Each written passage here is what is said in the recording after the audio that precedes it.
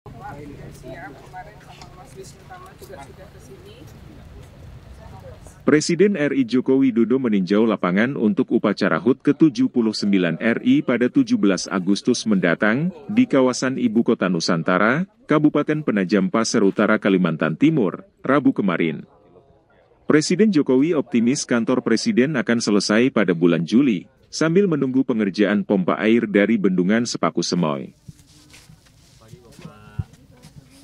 Pagi.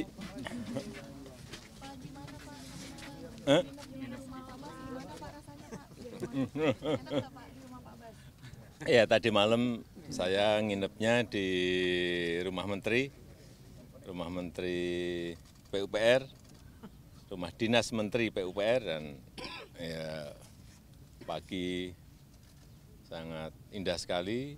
Kemarin waktu sunset, matahari terbenam sangat indah sekali, dan ya suasana itu yang harus saya sampaikan.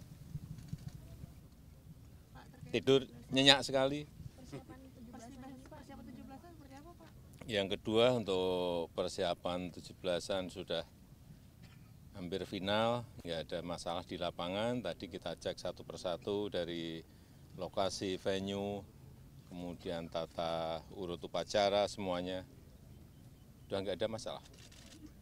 Nanti pembangunan kira-kira pertengahan Juli, yang di sini sudah siap dan akan mulai untuk persiapan 17 Agustus. KMB Bali Post melaporkan.